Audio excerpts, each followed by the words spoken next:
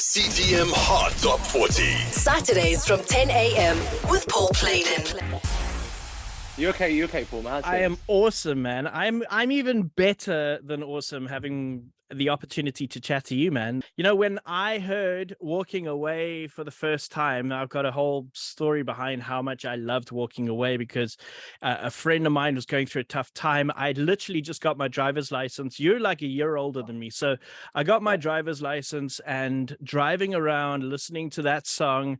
And she was having boyfriend troubles at the time. And it was just a matter of that song being, you know, something that we always said to each other. It's just walk away from your problems, you know? Wow. And did it help? Oh yes. It became one of those songs. Whenever I hear it today, it reminds me of that time. And it's just one of those songs I've never ever got sick of as well. Do you know what? I've got to say, Paul, like when you telling me that story and knowing that the music somehow weaved its way into that scenario, that it actually was enough to be the catalyst to help move away from whatever that situation was. It just, as an artist, it just makes me so happy, man. Like that's like, I love it. That's really more than chart positions and how many records you sold, when real life stories. So I love it. Walking Away has been the gift that keeps giving. I'm not gonna lie, it's been amazing. Absolutely. I do an all request show on a Sunday morning. I still get tons of requests for that song every week. Wow. Yeah. And I don't know what it was that time when I remember recording it intrinsically. And when we finished it, I was like, I have a feeling and I was only 17 when I recorded it. Yeah. I was like, I have a feeling that this song is going to mean more to me later on in my life. And I actually ended up playing that song when I was going through some stuff in my own life where I was like, wow, it's giving me the healing of my own tunes. You know what I'm saying? It was a mad one. I've got to really like take in what I'm saying here. So yeah, amazing. But it seems like a lot of those songs from Born to Do It were very prophetic, or just not Born to Do It alone, but like other singles that you released were very prophetic, that things that you recorded at the time, but you went through later in life, like the Insomnia, like Rise and Fall, things like that. Do you know, it's so funny and it's almost so divine when you look back in hindsight and you say, wow, like you had no idea what you were about to embark on, and you had no idea that these songs would end up being more of a healing, cathartic thing to you later on. And it actually just makes things seem really magical. Like I look back and I say, wow, what was I doing back then that allowed for those songs to come through? And I have to say, it's because I didn't have anything to reference. I was just a kid making music and loving life. And it makes me want to do that for any album or anything I do now. Have that same, just get out your own way, let the thing come through. You know what I'm saying? And I feel that as well because you know, in radio as well. I got into radio for 6 years. I was doing community radio where you don't get paid. You just you show up because you want to do it. And you know, you go through a stage where perhaps you lose a bit of passion for it, and then you go through a phase later in life where that passion comes back, and you're like, wow. Do you know what? I'm so happy for you, man, as well, because even when I look at the screen, like you're just seeing heart in the background. And I mean, music for me is all about that. It all comes from the heart, and the passion that you had when you were doing the community radio station. It's the same thing you're doing now in this professional environment, because your passion was from the same place.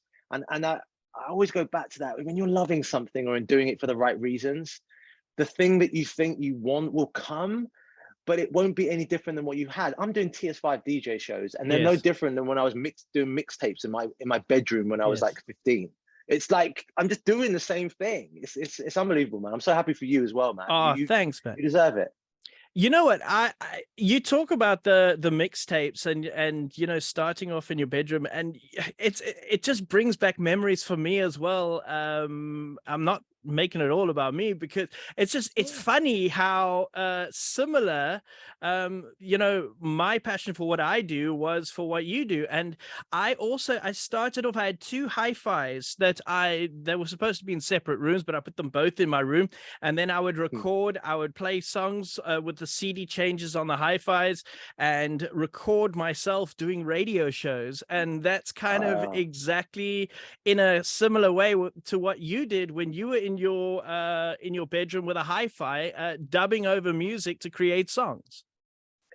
Identical. You took it one stage further. I mean, I had this it was called a Studio 100, and it had like 2 tape cassette decks on there, and it had a vinyl, and you could sort of, like I said, dub between, add harmonies. But these times we're using these old school cassette tapes, so the quality was diminishing every time you recorded over.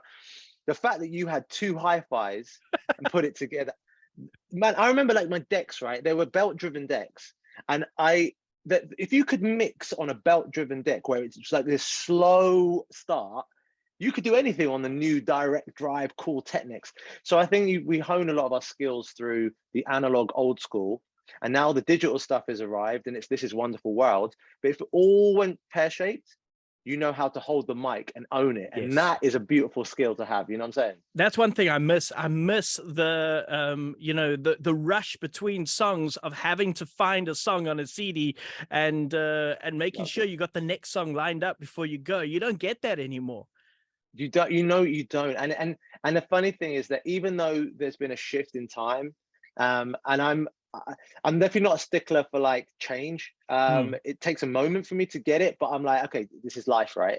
But you cannot take away the skill set that you get when technology goes 100 miles an hour. But the analog, because we're analog, that we, like I said, you can own the microphone. If all of the technical parts go down, you could hold space on radio with no music for a lot longer than most who are like, where's the button I need to press for the music if I haven't got.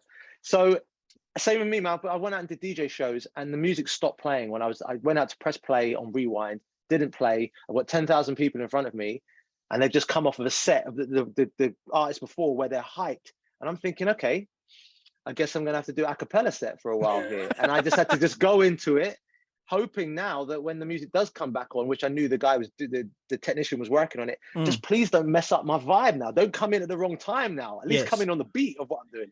So yeah, we learn and we live and we learn, right? Wow. Hey, let's talk about Rewind for a second, because well, Rewind with Artful Dodger and, you know, you getting into that. You've described that moment very often as being like one of the happiest moments, or most euphoric moments of your life, you know, walking back, listening to it on cassette and just being in your own world, listening to something you just recorded.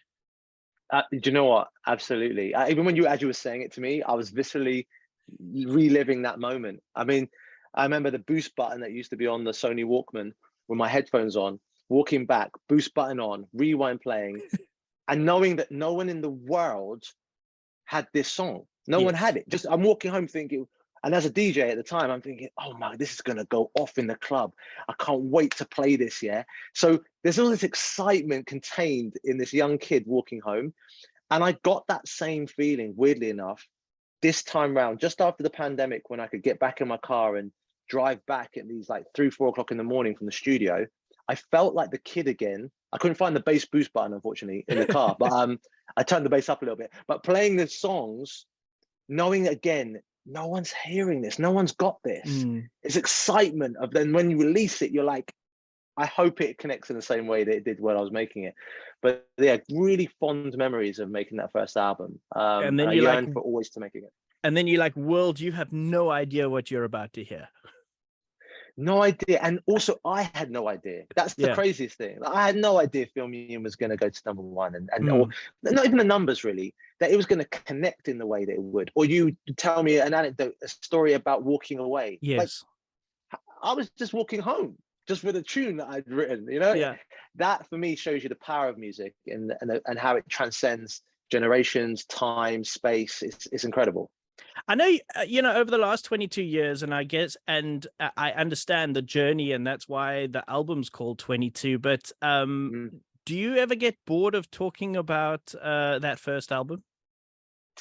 Do you know what? You'd think I'd be like, okay, how many ways can you pattern this album? Yeah, but that is also the gift that keeps giving. It's like, because there's always a new story that someone will tell me about a song, or how the album, what it meant to them, or where they were when they heard it, or how it inspired them. I mean, a lot of artists as well, when I'm in the studio and they'll talk about visceral experiences, like, bro, I was in the rave and then 7 Days came on, it was like great. And I'm thinking, wow, this is really really connected in a way that's more profound than any number could put on it.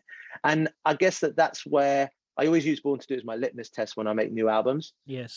You can't recreate an album, and I never would try to, Mm. but I can have this, at least set myself up for success with the same time frame, which the pandemic sort of, unfortunately, you haven't to have a pandemic for that to happen. But fortunately, the creative side came out of me where I was like, I have no rush on this. There's no time frame. We're not going anywhere. I'm just going to write a verse today, and maybe I'll write a chorus tomorrow. Maybe and that was the same as my childhood upbringing. So I feel 22 has a lot of arcing parts of that first album, Born to Do It. Absolutely. And I mean, okay, before we get on to what DNA has done, because I'm itching to tell you about that, but where were you and what were you doing the first time that you heard that your first song had gone to number one?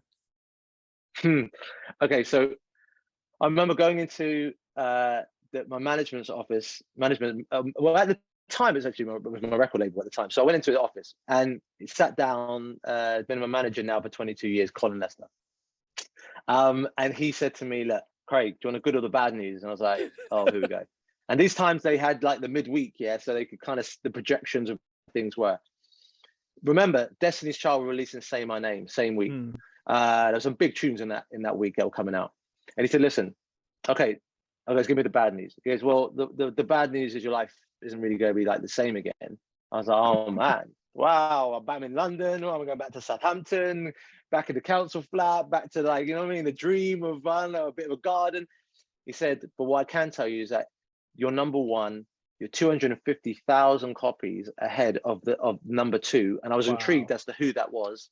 He's like, well, you'd never believe it, but it's who are you, who you just fan of? What's your biggest girl group? I go, what, you're telling me Destiny's Child? What, Say My Name? Wow. I was more in awe of the fact that I was anywhere near Destiny's Child, let alone the number one. I got goosebumps when you said that, actually. Bro, I tried to hold the smile down.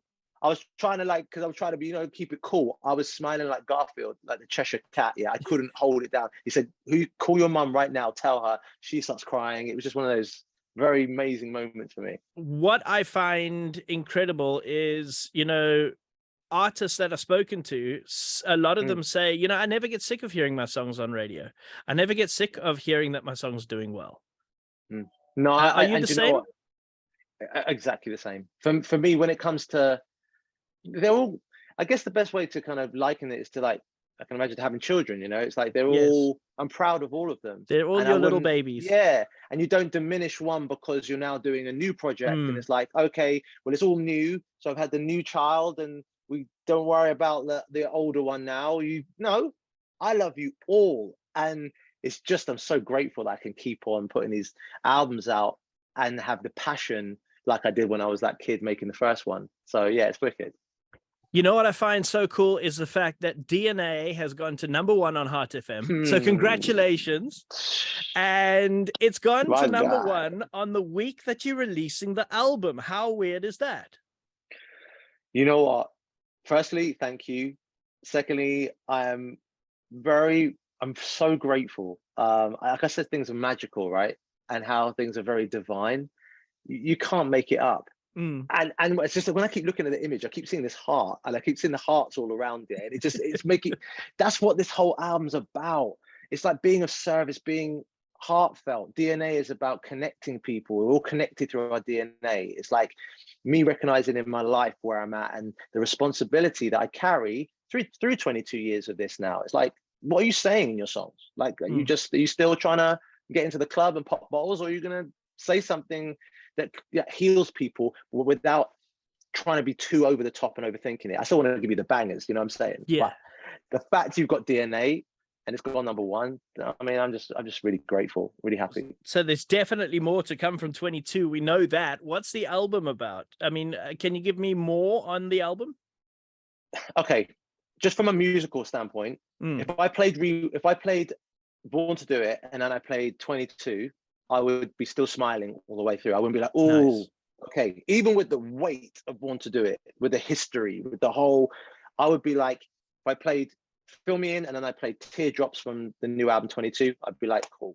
If I played Follow Me from Born to Do It and I played Meant to Be or Gets Like That from 22, we got you. I just feel like I've really gone in and really like the minutiae of like, I've got to come correct on this R&B like I did on Born to Do It. I can do the garage thing. I've got the dance bangers. DNA is going to hold me down. But when you get into deep the album, it at heart is an R&B album. And I feel like that's why Born to Do It held so long, because it had big singles that were maybe dance or garage or R&B, but the album was R&B. And then from a lyrical point of view, it's just, I've just really poured my heart out and just like, it's where I am as a man at this point in my life, letting people hear where I'm at and just deliver. I hope that people resonate the same way that I did with my bass boost button, walking back with Rewind. Absolutely. So it releases tomorrow, 30 September, and obviously everybody I always used to say go out and get it, but I mean, you know, these days everything's streamed. I am still a fan, and I've still got a wall of CDs at home. I'm still a fan of the hard copy. I've got to be honest with you. I don't know if you're the same, or if you're also in the streaming era now. No, I'm the same with the whole tangible thing, like the physical, the picking out, taking out the cellophane, open it, look at it. It's like it gives read it the lyrics while listening to it. Read the lyrics. But for anyone who's kind of like thinking that's a really great story, love that you two, and like reminiscing and the nostalgia, yeah. If you want to feel that though, like, you know, you can like put on your best clothes, you can still stream the album on your phone. But just go out and, I don't know, go to one of the high street stores, buy something tangible, yeah, while you're listening to it on your AirPods or whatever you're hearing. You can get a feel of what it's like, what we're talking about. Going out, put your best clothes on, go and buy the CD, go home. Yes. That could give you the closest thing to a 1999 experience of 22. I must say, I feel like there's a new energy to Craig David these days. Like a renewed energy, if you like. Do you know what I have to say? That you definitely have got that in one, in terms of kind of how I'm feeling. I feel a lot more grounded. I feel the wisdom and experience under my belt in life has helped me, and it's led me to a place where I can speak my truth. I can hopefully help people. Like, 'cause I see so many people yearning for like please demystify the whole the musician, because back in the day it was like you immortalized like musicians as if they were untouchable, that their life was perfect, that nothing went wrong. And I'm like, nah, we can still make music that connects and lands more by me telling you that actually when I released this, I was maybe going through depression at that point, and I had to put on a false pretense to pretend that things were cool. The more I demystify it, the more I unravel it, makes us all feel connected and feel like human beings. And I love artists who do that, because I feel like now it's real. And I want to go and listen to all of your catalog now, because I want to hear the story. Yes. So I'm in that place in my life, which it feels really like rejuvenating to me, energetically. And also it's easy just to speak your truth and be who you are. You know what I mean? Absolutely. I've listened to a lot of podcasts and interviews with you, and I just am amazed at what a down to earth, incredible person that you are. You know, people can have the success, they can go to Miami, they can party hard, they can come back, and they can have completely changed their personality in a negative way. And you've just, it seems like all of those experiences has just molded you into that person that you become now. Paul, listen, all I can say is thank you, man. Like the fact that you feel that energy, it means a lot to me, because I just want to be seen just for the raw CD. I want to do the raw, you know what I mean, like the physical copy, without the hype, just the rawness. And the fact that I get a chance to do what I do after all these years, and to have this platform. And thank you again to everyone there, and everyone who's been listening to the music, and everyone's been playing the records and supporting all these years, because you deliver the music out there. I can be the catalyst and create it, but if no one's pressing play on that thing, you know what I mean, with the new digital desk, no one's hearing it. So I'm just really grateful to be able to be in this position, and I just want to keep making music, but also help, like with the podcast, and more recently a book that I released called What's Your Vibe, which is coming out. That's gonna go into a lot more of what we talked about today. Why don't we just do that now? You brought it up, so Yeah, let's do that. What is the book about? Because I believe it's not like really a catalog of your experiences per se. There's a lot more depth to it from what I've heard, and it is out October 6th. Is that still the date? Yeah, that's the one. You know what? It's funny because I've been asked to do autobiographies before. Never felt like the right time. I don't feel I'd lived enough life. Also felt that there's someone else out there who could do an unclassified one, that's the sort of more unlicensed one, and just have more information on me than I know about myself. You know what I mean? They'd be like, he was there at that place, and it was that date, and he recorded it on this moment, and that was the producer. But I thought, if I was to release a book, I've got loads of amazing stories that I feel we can reminisce and go back on. You know, like the making of Rewind and what shenanigans went on while I made it. Go back to my first time hearing certain songs being played out, and how I felt. No one knew who I was, and the music's playing. Really stuff that we could really delve into. But then to also bring out to real time, where I can, like I said earlier, unravel things and talk about physical pain, excruciating pain that I went through at a period in my life, which, while that was happening, I was trying to still put on the pretense that I was okay, but I was spiraling into depression. And in depression for me for such a long time felt quite abstract. I was like, I'm Mr. Positive, you know, nothing gets through this armor that I've got here. I don't know depression. But when I felt it, now I had full empathy. Now I could talk on it. Now I can actually say things about imposter syndrome and having shaky boundaries and not being able to speak my truth, or traumas that we have as children that then kind of play out all the way through our adulthood until we actually go and shed light on them. So the book really complements now, I think, the 22-year career, as the music is there. 22 is my album. I'm excited. New music, but also if you want to delve into some of the things that I think we all need to talk about, especially for men, I see the male suicide rates going higher and higher, because men tend to want to have this old doctrine of man up, we got this. Do you know what I mean? Like, we keep quiet, we just struggle through. And no, we're not doing that manning up thing anymore. Exactly. We're going to talk about it. We're going to be vulnerable, because there's power in that. So yeah, man, it's like two things hitting at the same time. They feel aligned. Absolutely. I'm itching to talk about Miami as well, because I mean, you really lived the high life in Miami. My goodness. From what I've seen, did you enjoy it as much as it appears that you enjoyed it, or was there a point where you realized, now I need to get back? I felt like the first couple of years out there, I mean, there was some escapism to go out there in Miami in the first place, which I touched on in the book. Yeah. But being in Miami, it was like, wow, there's palm trees, there's beaches, there's parties, there's like people driving exotic cars, and I have to admit, there was a period where I was like, wow, this is it. I'm ticking off this list of all the things, and I quote unquote things, material things. They were all became a bit smoke and mirrors. The whole being in the club and the red rope that segregated the people from the people having the best time, supposedly next to the table, worshipping a wooden table, which I noticed was the case, while the people on the other side were having space, having dancing, could get to the bar easily, could go to the toilet, the restrooms easy. And this was the birth of TS5, wasn't it? This was the birth of it, man. People chatting in my ear, can't hear, spilling drinks all over you, worshipping that wooden table. Now, no judgment here. If you had a hard day at work and you want to celebrate on the weekend, go all out. But my experience of it was that I want everyone to feel VIP. Everyone is important to me. So let me throw a party in my house. And there was the birthing of TS5, and I became the hostess, the mostess, food, drinks, all that stuff. But I have to say, Miami is amazing if you can balance it. And unfortunately, the sentiment of the culture there is like bigger and better. Who's got the new car? Have you got the 8-pack though? No one wants the 6 anymore. That's old school. Have you dropped it right down to 8? Like, what part are you going to? Who do you know? Where? And I was like, I can't keep up this nonsense, because this is a joke. It's too much effort. And then I came back home, and then that's when it all reignited and it started again. So yeah, you have to go there to come back sometimes.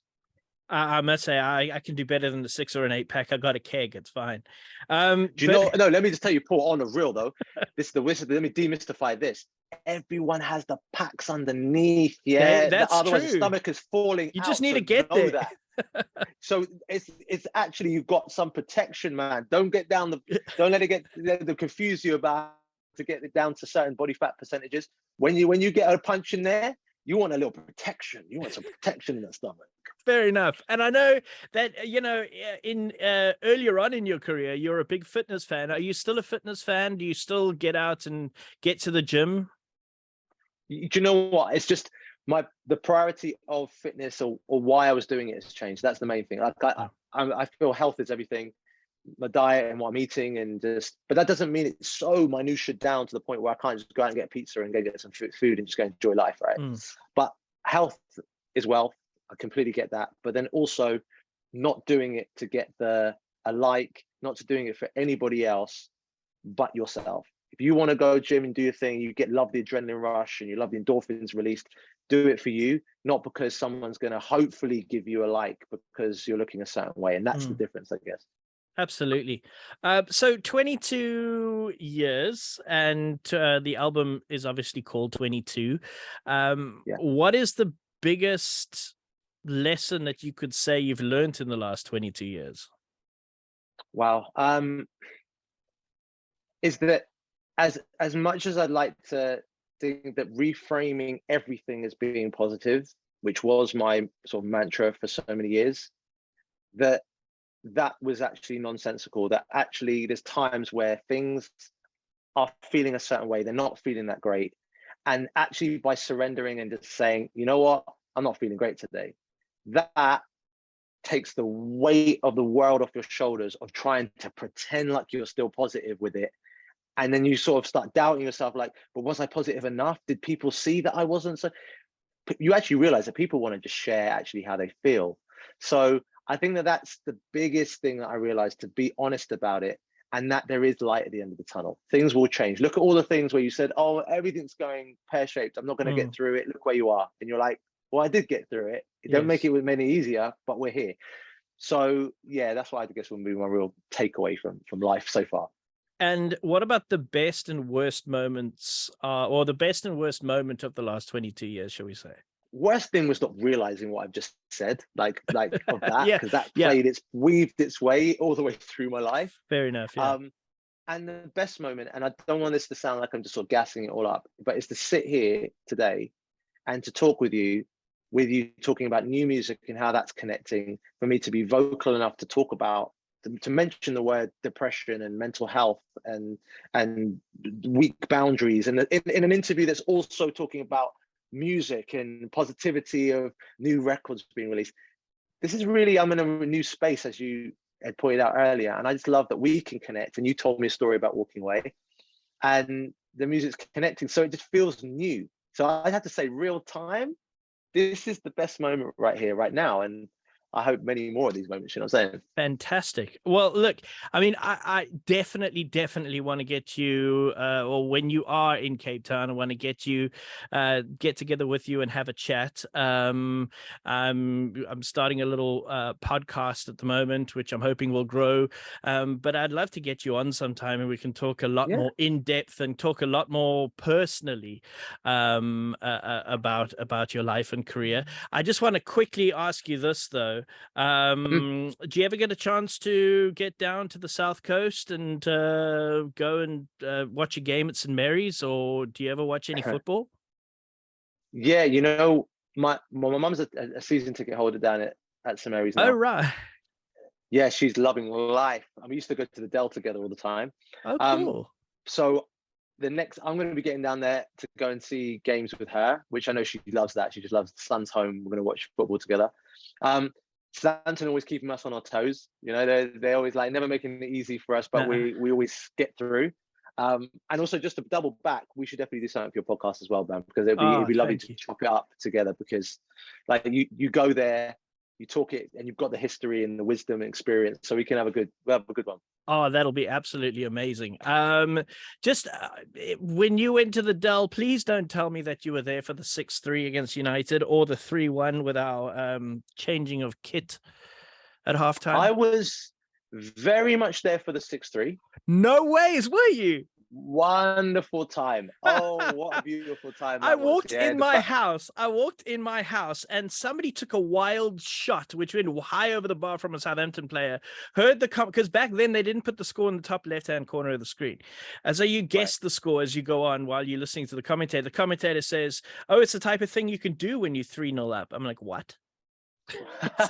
I'm like, what is going on? Bro, it was so beautiful to see that ball just smashing into that net so many times. And you've got to remember that the goal back then in the Dell, like when the ball hit the net, the ball felt like, and the net felt like it was going to come into your face. That was right in the Milton and Road ends as well. So there was a few that went in there, and then the whole grey kit couldn't see each other moment. That crazy, that one. Because last time I checked, we were wearing like red and white. You were wearing grey. But I mean, if you can't see the difference in the colours, then what can I say? Wow, we got to talk football as well, man. There's so much. We do, my man. Craig David, thank you so much for your time. I really, really appreciate it. And I'm so happy to see your song at #1, and I hope it stays there for a good few weeks. I just appreciate you, and thank you to everyone who's got it to where it is. You know what I mean? I'm glad that it's connecting. You know what I mean? And long may it continue. I can't wait to get out there soon, man, so we can just vibe. You know what I mean? I love it. I love it. Let's do it. Craig, thanks so much, man. All my love, Paul, man. Appreciate you, brother. The CTM Hot Top 40. Saturdays from 10 a.m. with Paul Pladen.